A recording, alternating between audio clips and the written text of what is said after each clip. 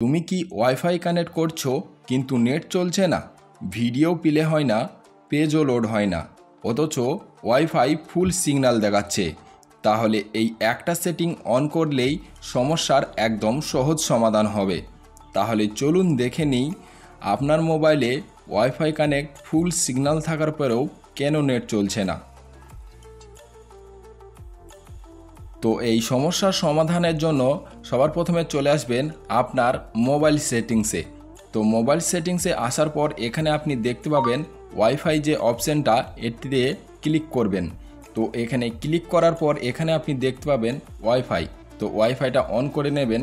তো wifi on করার পর এখানে আপনি যে দেখতে পাবেন ওয়াইফাই অ্যাসিস্ট্যান্ট, এখানে ক্লিক করবেন।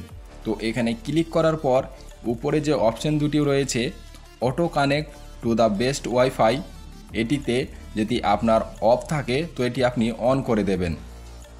তো এটি অন হওয়ার পর নিচে আরও একটি অপশান দেখতে পাবেন auto switch to mobile network, এটিও আপনি অন করে দেবেন।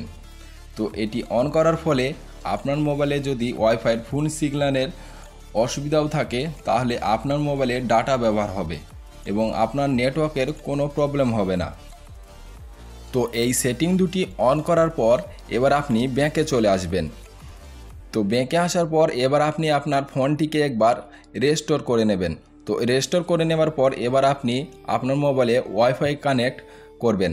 তো ওয়াইফাই কানেক্ট করার পর দেখবেন আপনি আপনার মোবাইলে অনেক ফাস্ট নেটওয়ার্ক চলবে।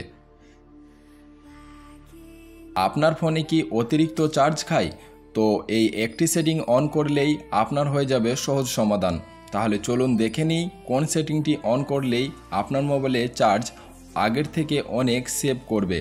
তাহলে চলুন দেখে নিই। তো এটি অন করার জন্য প্রথমে চলে আসবেন আপনি সেটিংসে। তো সেটিংসে আসার পর এখানে আপনি ব্যাটারি অপশানটি খুঁজে নেবেন। তো এই যে ব্যাটারি অপশান, এখানে ক্লিক করবেন। তো এখানে ক্লিক করার পর আপনি দেখতে পাবেন পাওয়ার সেভিং সেটিং, তো এখানে ক্লিক করবেন। তো এখানে ক্লিক করার পর এই যে সেটিংগুলি দেখতে পাবেন অটোমেটিকলি এক্সিস্টিং পাওয়ার সেভিং, এটিকে অন করে দেবেন। তো এর নিচে যে অপশানটি আছে এটিকেও অন করে দেবেন। এবার নিচে চলে আসবেন অ্যাপ ব্যাটারি ম্যানেজমেন্ট, তো এখানে ক্লিক করবেন। এখানে আপনি যে অ্যাপগুলি অনেক কম ইউজ করেন সেই অ্যাপগুলিতে যাবেন, যেমন ড্রাইভার অ্যাপ, এই অ্যাপটিতে ক্লিক করবেন। এটি আপনি অনেককে কম ব্যবহার করেন, তো এটি যদি অন থাকে তাহলে অফ করে দেবেন। তো যে অ্যাপগুলি আপনি কম ব্যবহার করেন সেই অ্যাপগুলিতে যাবেন এবং এই সেটিংটি অফ করে দেবেন। তো অফ করার ফলে আপনার ফোনে ব্যাকগ্রাউন্ডে অনেক চার্জ কম খাবে।